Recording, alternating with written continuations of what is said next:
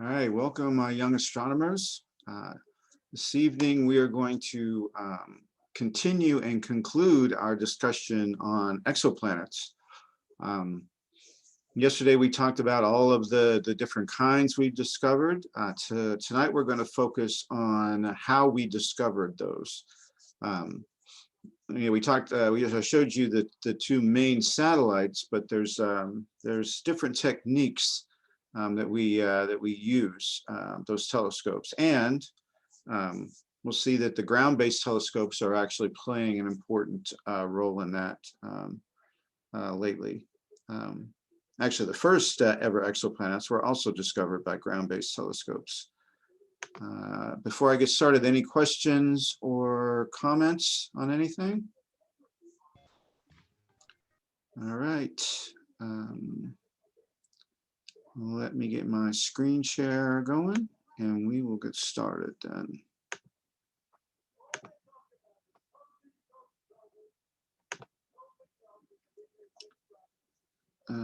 Okay. Actually.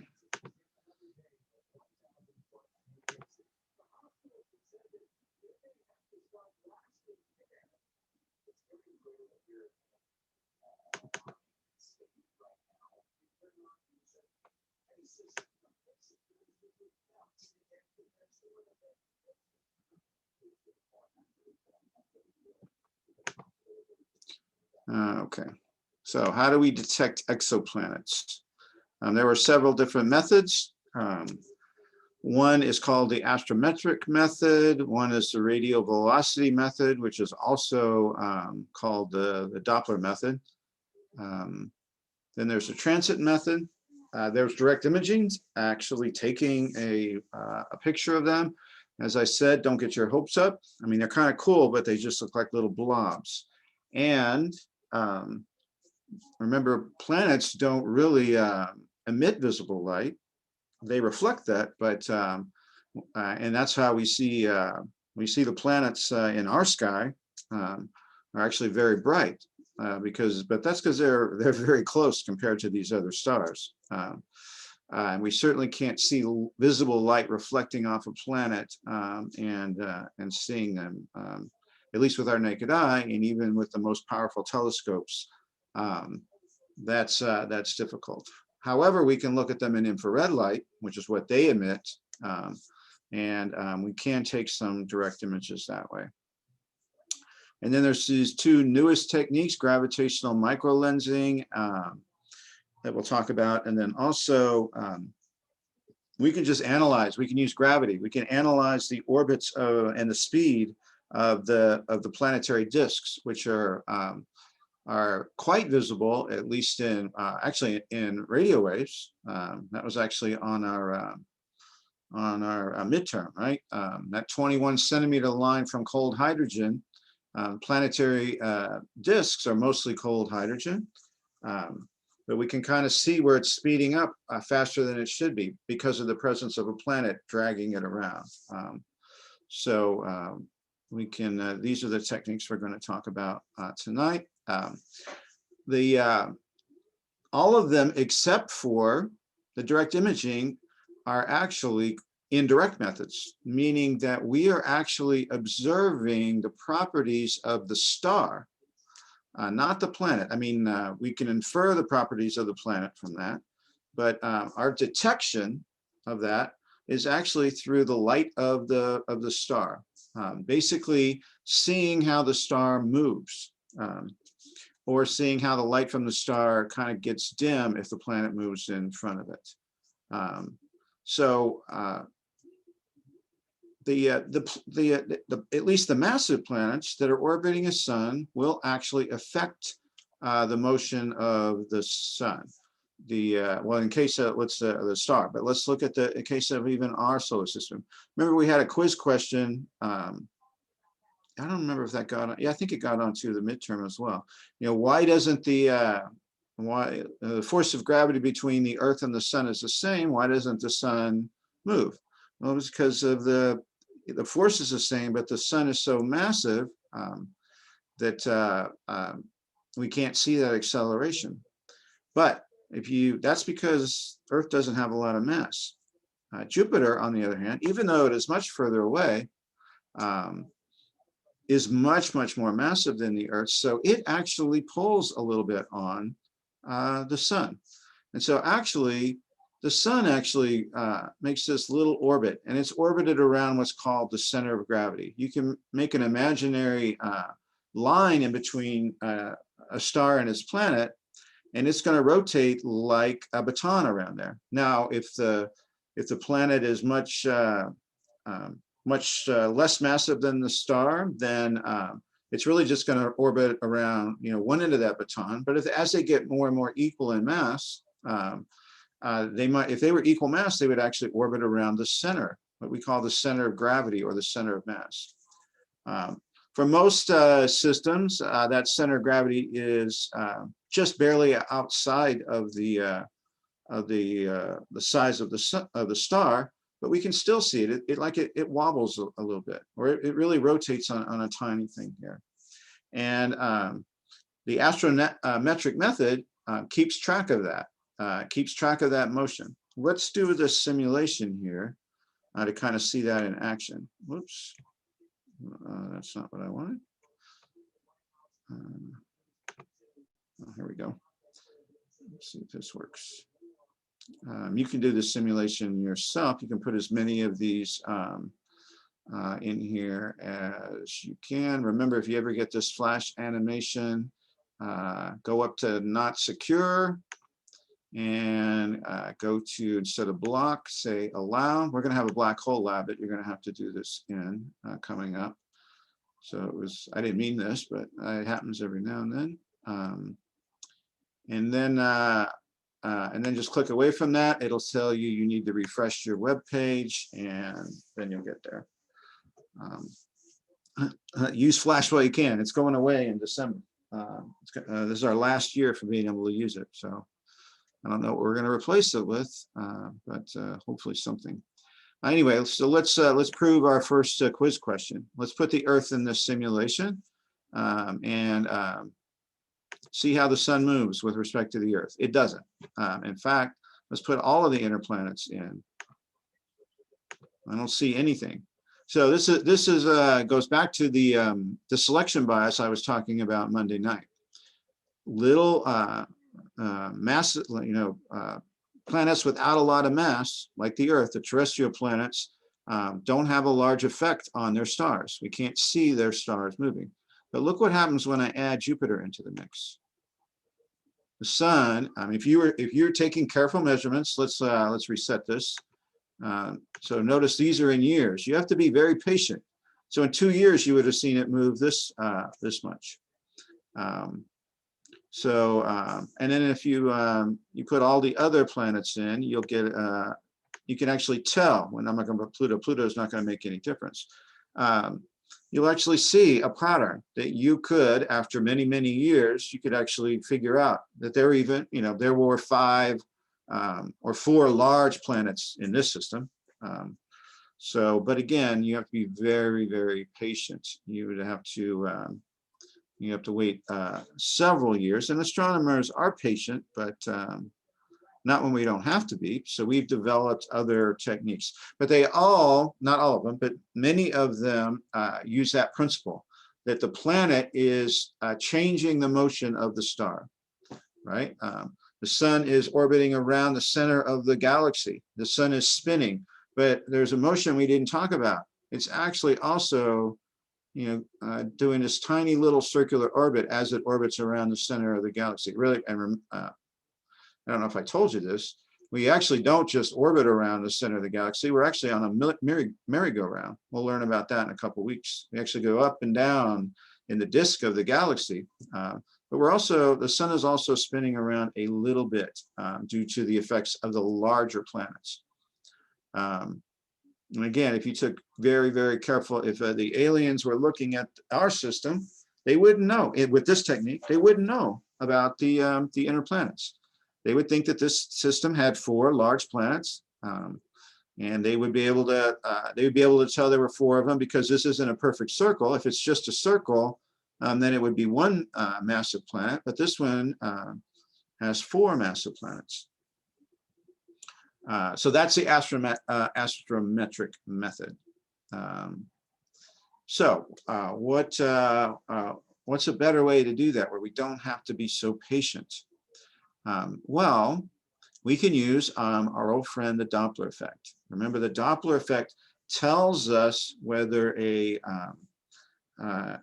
star or a galaxy is moving towards us or away from us. If it's moving towards us, its light will be blue shifted. And really, we don't. The star is really not going to appear bluer. I mean, it might if it was really going really fast. But what we do this is we look at the absorption line spectra, and the absorption line spectra gets shifted towards the blue part of the spectrum if the object's moving towards us. If the object is moving away from us, it gets shifted towards the red. And remember, the faster that motion is, the more the spectral lines will get shifted. What happened here? We missed one animation. I was afraid of that. Hold on one second.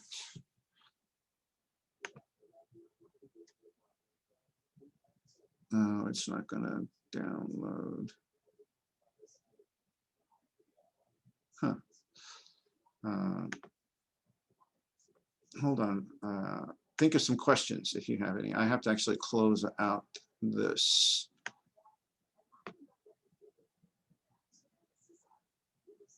I want you to stop.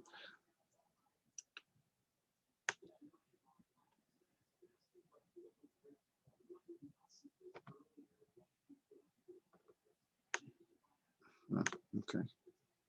Don't worry. This is what I get for trying to make new slides right before class. I got to transform onto my my laptop, which is that I can stream from. Okay.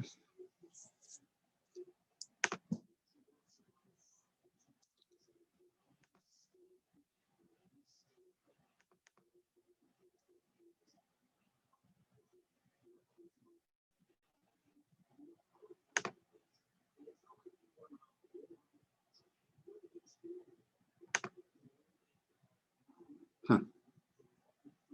Oh, there we go.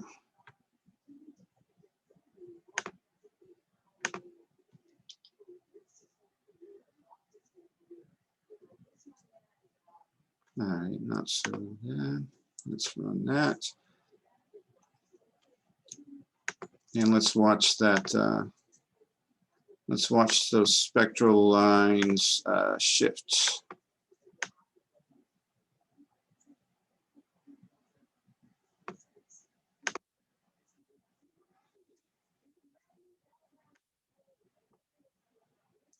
Okay, so you can kind of see here is the star, here is the planet. This is a system where we just have one star and one planet.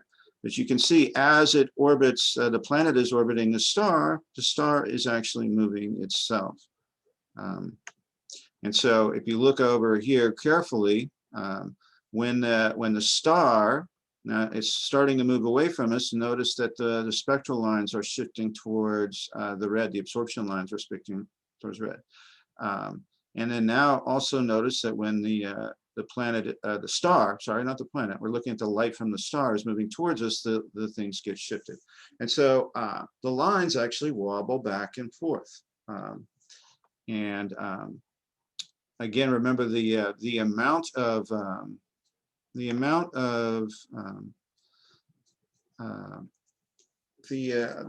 that shift is the faster the object is going, the faster it'll go.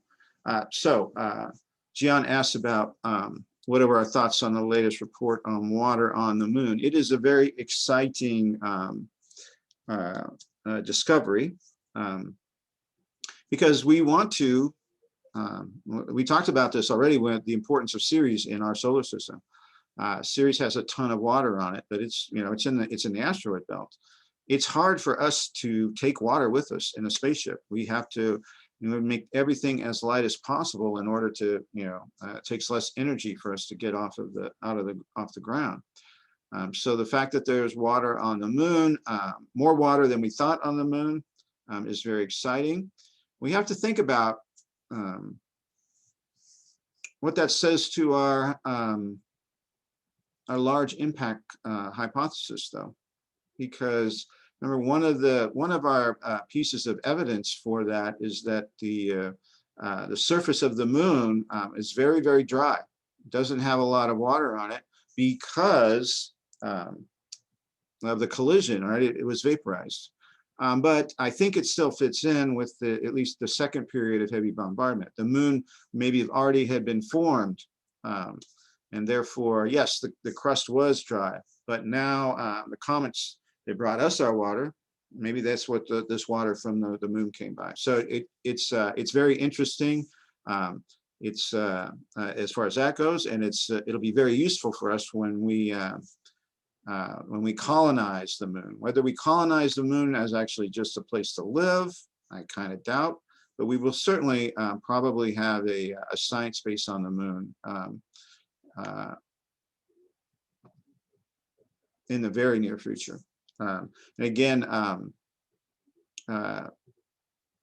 we can have X-ray, instead of having a satellite, we can have a moon ground based gamma ray telescope, X-ray telescope. There's no atmosphere on the moon. And so some of the satellites that we have to put in space, which again have to be, they have to be relatively small. We could build one of those on the moon. It can be as big as we want. And it'd be a lot easier to fix. Not as easy to fix on Earth because you're going to have to be in a spacesuit and things like that. But yeah, I do believe we'll have a science, like we have science bases in Antarctica. You wouldn't want to probably live in Antarctica, but you go there to do science. We have dozens of people down there who stay there. Not all the time, they go in shifts. So yes, water on the moon, more water. We knew that there was water on the moon, but there's a lot more of it than we thought. All right, so let's, oops, another chat. Yeah, definitely agree. Okay, good. Let's go back to our radio velocity method. Again, it's also called the Doppler method. We actually can measure the speed of the planet. Here's another animation that kind of shows you what's going on here. Again, the amount of that shift, the faster it's going, the shift changes. And so, even though the planet may not be changing its velocity in the circle, when it's over here, or the star when it's over here, will be moving faster towards us or faster away from us. The component that's towards us or away from us will get faster, and so we actually get this distinctive curve. This one doesn't seem to want to run. Oh, I know why. We get this distinctive curve that goes around. I have to do this again. Oh, this is that new, that's that new Microsoft Edge. If you do Chrome, you only have to do this one time and then forget about it until you reset your computer. All right, it's good practice, though. So you can kind of see as we get this curve, the velocity of the star, but the velocity of the star is really the same as the velocity of the planet. It's just like, gravity is like this invisible stick or this invisible baton between the two objects, and they're rotating around, not necessarily the center, but one point on that stick, but their orbits are definitely correlated, and so are their velocities. And so this technique, using a modified Kepler's law, or Newtonian correction to Kepler's law. Remember, Kepler's p squared over a squared only works for the sun, and but if you know the mass of the star, which we can figure out the mass of the star from other techniques that we'll learn of in the next couple of weeks, we can figure out, this will tell us the mass of the star, of the planet.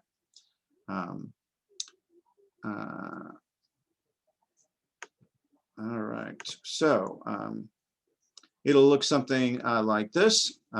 It'll have a pattern that you can see if you, depending on how long you observe it, you will get this repeating pattern. If you want to find the period, the time it takes for the planet to go around the star, you just find where this this pattern repeats itself. So you could take the difference between the peaks, or you can take the differences between the troughs. Don't take the differences between the zeros though, because this is a sinusoidal pattern. You'll be half wrong. So you have to, you can't go, you know, yeah, this does, it's at the same value. It's still at zero, but it's not the whole, the signal has not repeated. So you have to find a place where it repeats. This is actually the first, this is the data from the first exoplanet that was discovered going around a regular star. This was 51 Pegasi. Remember, we watched a video on this in our section on, in our content section on the formation of the solar system. This is a hot Jupiter. You can see that it orbits, the planet orbits its star once every 4 days. So again, you don't have to be very patient for these. You can only wait a couple of days. But again, that's a selection bias. This, you know, in order for us to get the full pattern, we preferentially detect planets that are closer to their stars. So selection bias in the mass, the more massive, the easier they are to detect. The closer they are to their stars, the easier they are to detect. With all of these techniques, actually. So here is another technique. This is actually the technique that gives us the most information about the system, the most information about the planet. And this is the technique that the Kepler space satellite used. This is the technique that that TESS is using right now to discover these planets. And it's just like an eclipse, only it's not, remember our eclipse, we just happen to have, you know, sometimes, depending on how close the moon is, sometimes we don't have a total eclipse, but whenever we have an eclipse, or maybe we'll have a partial eclipse, it's going to block out some of the light. Sometimes it blocks out all of the light, except for the atmosphere. But in general, they don't. We see something that looks like this. We look at the light from this star for a long time, and then every now and then we'll, you know, the planet casts a shadow on it, and we'll get a dip in the star's brightness. So this is called the transit method of exoplanet discovery. That's just what I just said in English there. You can see the transit of Venus. You know, we see this happening in our star system. We could, you know, the early astronomers were able to use this kind of method to have a good idea of how large Venus was in respect to the sun. They were quite astounded, as you might imagine. The sun is just so incredibly large, and actually, it's much bigger than this. Venus is a lot closer, so it appears bigger in this in these photographs. So it's the sun is actually even bigger than Venus. Than it is. The sun, Venus on this picture is about the size of, I don't know, you know, this little flash here. It's hard to find something, a structure on the sun that's small enough to do that. But we can also look at this system not in visible light, but in infrared light. And then we have, you know, we have what's called an eclipse of the light of the planet. The planet is pumping out infrared light. When the planet goes behind the star, that infrared light goes away. Or we get a dip in it. It doesn't. If the star, if it's a really hot star that doesn't have any infrared in it, or not much infrared, you would actually be able to see the brightness, the infrared brightness go down. Or it would go almost down to zero. But usually, you know, remember the sun still emits a lot of infrared light. But the planet relative, its it's still less than the star, but it's enough that we can actually see the difference. So we can actually see a dip in the infrared light. We can measure what wavelength of light has the largest dip in it, and that would tell us the maximum, the maximum, the peak wavelength of the light that the planet is emitting. And then we can use Wien's law. If we know lambda peak, we can figure out the temperature of the planet. So the transit method tells us the temperature of a planet. It actually tells us the size of the planet. The bigger the planet is, the deeper this dip will be, right? A little planet's going to give us a tiny little dip, but a bigger planet will give us a larger dip. So the transit method gives us the size of the planet, and it gives us the temperature of the planet. We'll see that it in a bit, that it also can tell us what the atmosphere of a planet is. Let's go back to some of the systems we talked about on Monday and show you how we detected them.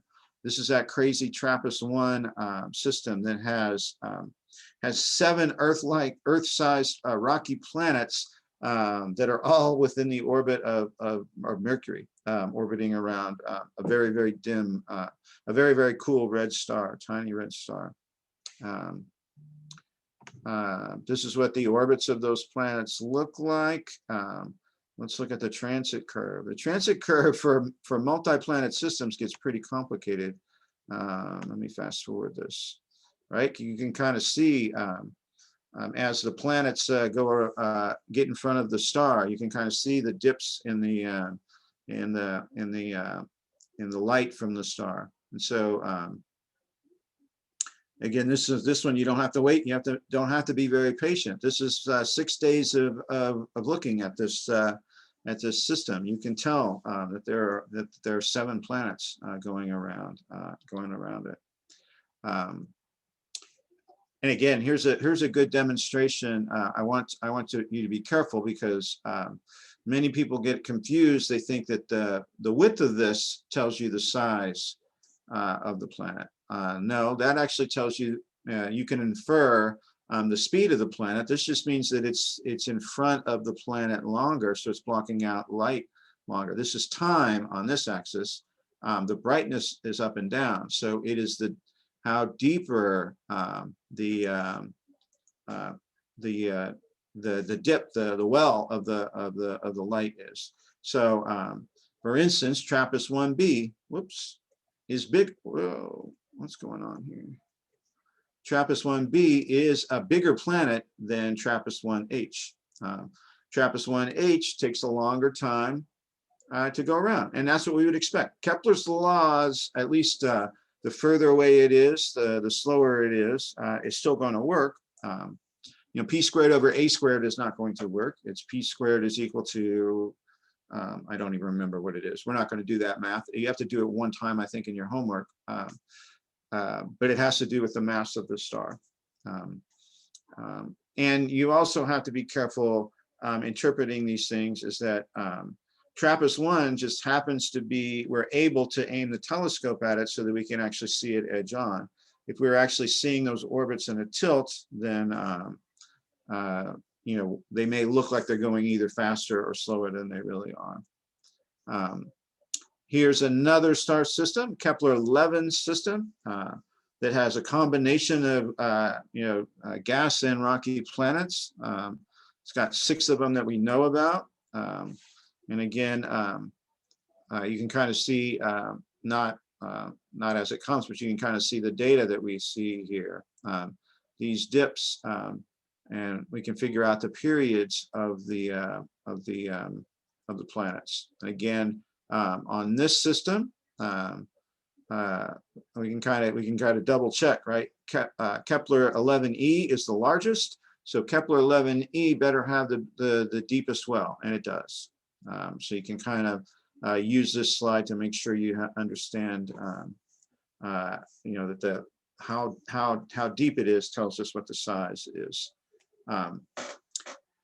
And so if we have a measurement from the the Doppler method or the radial velocity method, they're the same thing. That gives us the mass. And then we also have a measurement of a transit method, which gives us the size.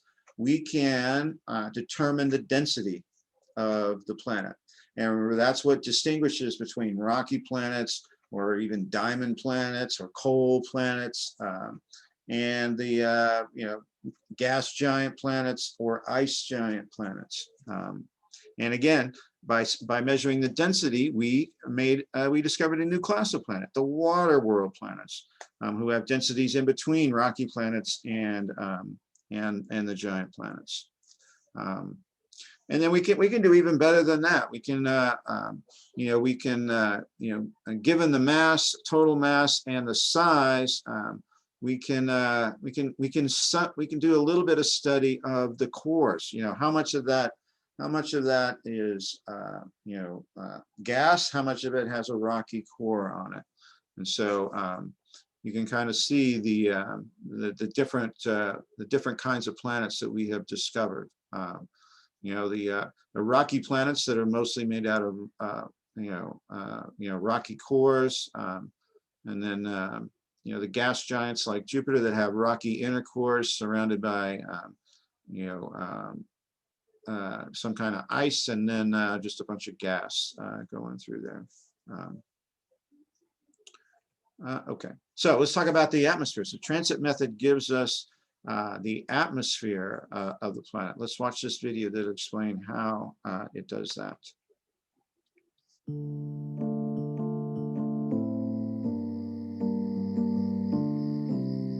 Since the early 1990s, astronomers have known that extrasolar planets, or exoplanets, orbit stars light years beyond our own solar system.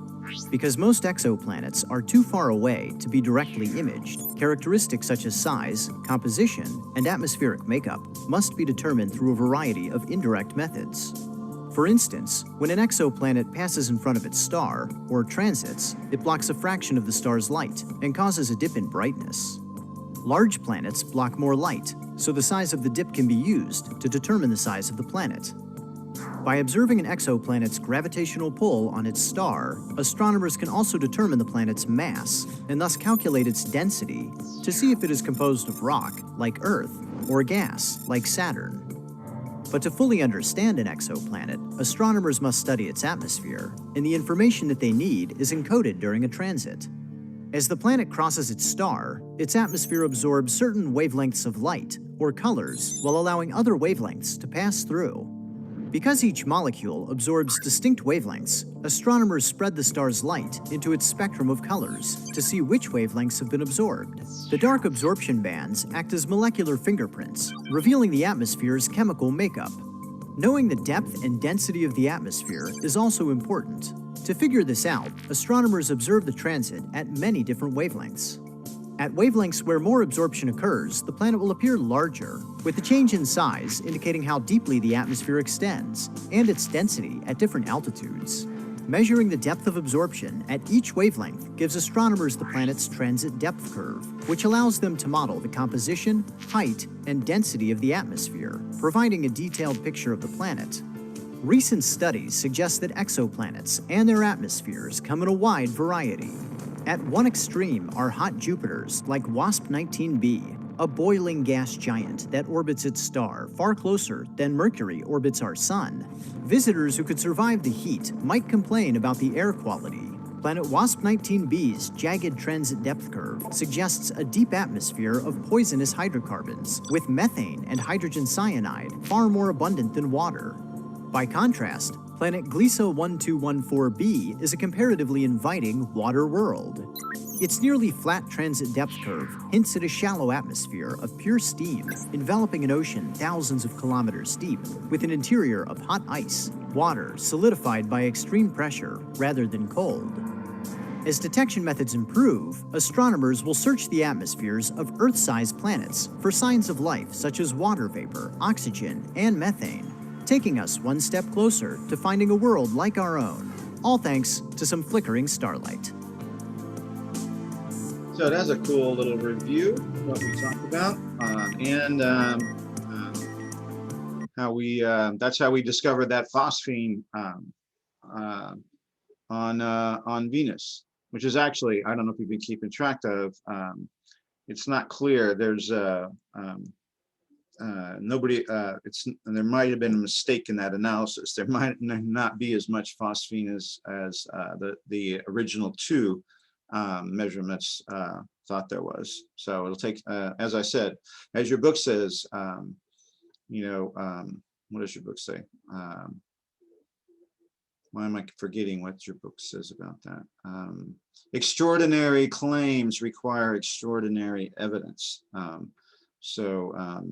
the book's still open on that the possible signature of life on Venus. Okay, so let's go to the direct imaging. It's difficult. The stars themselves are hard to see, right? And the light from a star is 1 billion times brighter than the light that's reflected off its planet. I mean, it's like trying to see the moon during not the day. It's like not just the day. It's like trying to see the moon at high noon. They're also relatively close. The planets are relatively close to the stars. So kind of the analogy is kind of going back to our first week on our scale of things. Say we were in San Francisco and we wanted to see a grapefruit in Washington, D.C. That would be hard enough. But now we also want to see a little pinhead that's only about 15 meters, only about the size of a large room away from the grapefruit. And so it is hard to take a direct image of an exoplanet, but we've done it. One of the things that makes it easier, as we said, is that planets show up better in infrared. They emit more infrared light, at least the ratio is larger than the stars. And so we can use mostly infrared light. Here's an image of a planet. This is an actual very hot a planet that's just about beginning to form. This image is actually not. This is actually in X-rays. So this is very, very hot. So hot that it's emitting X-rays right now, not infrared. I remember I showed you this. This has become my favorite exoplanet picture because our poor little friend that we've been tracking for years actually got destroyed somehow,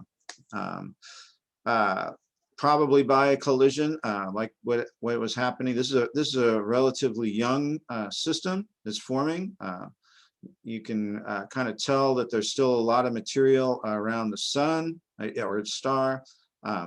This region here is actually blocked out.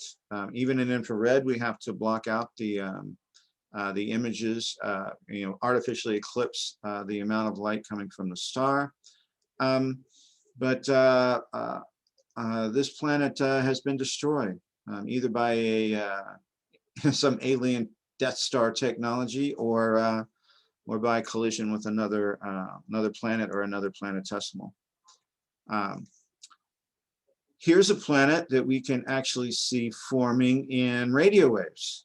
So we can kind of see the dust forming around this protoplanetary disk, and you can kind of see that this planet is actually kind of eating up that dust, but it's still, some of that dust is kind of surrounding the planet, so we can actually see the image of the planet in radio waves. Here's what that system looks like in visible light, and it actually turns out that there are two of them in there. This is using our most advanced ground-based planet hunter is called the VLT, and it uses this is in Chile, same place where ALMA, where the radio telescopes are, same observatory that uses this adaptive optics to get rid of the distortions of the sky. So we're starting to get images in of these planets from our best telescopes. And our our telescopes are we're in 5 years we'll have a whole slew of higher technology telescopes coming online. Here's another direct image, again in this is in radio waves, but we can kind of see the image up here. This is the artist, but this brown stuff here is actually a radio image of the gas of the protoplanetary disk. You can see there's 2 stars in here, 2 planets, sorry, in there. Here's another one. This one's kind of cool because this is around a sun-like star. That we can actually see 2 giant exoplanets. There's probably a couple of Earths in here, but we can't see those, and we can't visibly directly determine that yet. Here's a cool one that actually has 4 planets you can see. And the cool thing about this is that we've been studying this system this is one of the first systems that we ever had a direct image of. So we've had this data, for about 15 years, so we can actually make a video, kind of a time lapse of the planets moving around. So you can see the 4 planets orbiting around their star. That's pretty cool. So let's talk about the last technique. We've actually already talked about gravitational lensing of galaxies. We're going to keep coming back to gravitational lensing. It's one of the main proofs that we have of dark matter. It's the way we look for primordial black holes. It's the way we look for one of the ways we look for Planet X. We could look whether it's a black hole or a planet would have the same effect. Again, gravitational lensing is the warping of space-time causes the path of the photon to bend, and therefore it's like having glasses. It's actually micro lensing is kind of like a magnifying glass. So we look at the light from a distant star, and we just keep track of that. We look at it, every night for hours and hours, and then every now and then it will appear to get brighter for a short period of time, maybe a couple of days, maybe a couple of hours, maybe a couple of weeks. It will get brighter, and then it will dim back. What's happening is some object is passing in between our telescope and that star, and it's warping space-time, creating this lensing effect or this magnifying glass effect. So this is a good way to just, to look for objects that wouldn't be bright enough for us to actually, we're not seeing any light from this. So this could be a planet, it could be a black hole, it could be a star. It could even be a bright star, but we would notice the light from this star would have an addition to it, and that's actually what we look for when we're looking for exoplanets. So the exoplanets, first off, the planet goes in front. Let me see if I can I stop this? No, I can't pause it. The planet goes in front, we're going to get a spike, and then the sun, its star goes in front, we'll get another spike. And then, so we get a, we can determine, we don't just get this, if it's just a single object, we get this kind of, this mountain peak here.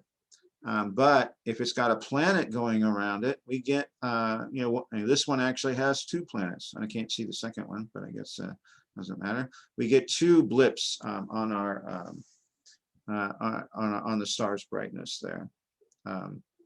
So here's some here's all that I just said for you to review later. You can see, maybe this is easier to see than the animation. You can see as we just had a single star go by, and we were looking at it, the star would just appear to be brighter. Whether this was, even if there was no, what went in front of it, wasn't very bright at all. The light from the distant star would be magnified, so it would appear brighter. And then you can kind of see if there's a planet with it, you'll get that that mountain shape with this extra little peak on there, that little blip we call it, that's caused by a planet. And here's just some real data of a micro-lensing discovery of an exoplanet system. So the advantages to this, as I said, you look for all sorts of stuff, black holes, planets in our star. You can look for dwarf planets or planet X in our system, or we can use them to detect exoplanets. This one detects planets that are further away. We're not using gravity here. We're not using the motion of the star here. We're actually not using this. Certainly the more massive the planet is, the bigger a blip is, but it's such a distinguished, a distinctive signal. We can discover, Earth mass, Earth-sized planets here much easier. So the micro-lensing technique is trying to get rid of some of the bias we have. We can discover tinier planets with it. We can discover planets that are further away from their stars with it. We can detect masses down to the mass of the moon, and in fact, we've actually discovered what's called an exomoon with this technique. So we have a giant planet, and it has a fairly large size moon. We saw another extra dip in the microlensing. We saw the big peak due to the star. We saw a little blip on it due to the planet, and we saw an even tinier blip on it due to the moon that is orbiting around the planet. And we know that's just not another small planet because we take several measurements at different orientations, and we can tell that that blip is actually orbiting. That other object is orbiting around the bigger object. So we've detected exomoons this way. And we have started, it's kind of controversial, but it seems like we're actually seeing exoplanets outside of our own galaxy with this technique, which is pretty, we assume that, but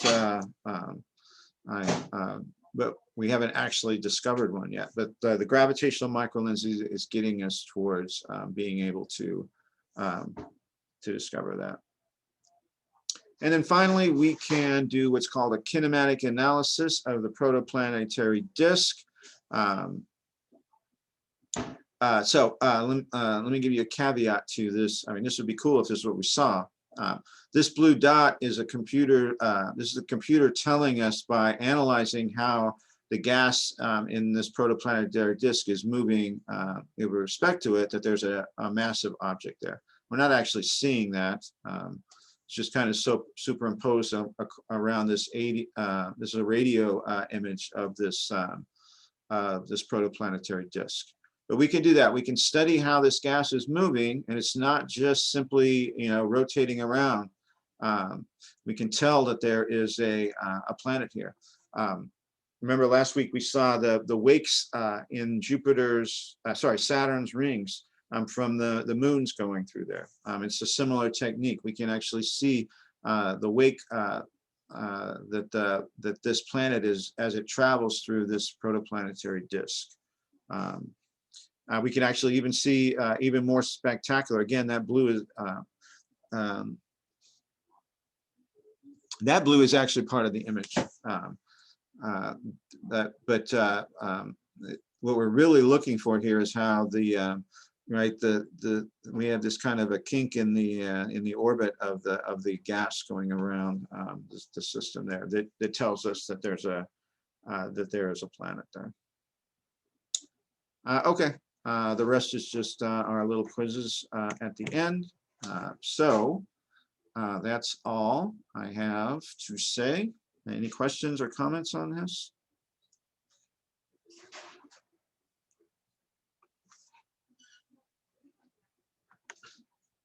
All right, so you all know what to do. We have quiz. We have homework for this. Just one homework this week and a quiz. And then we'll start talking about the sun.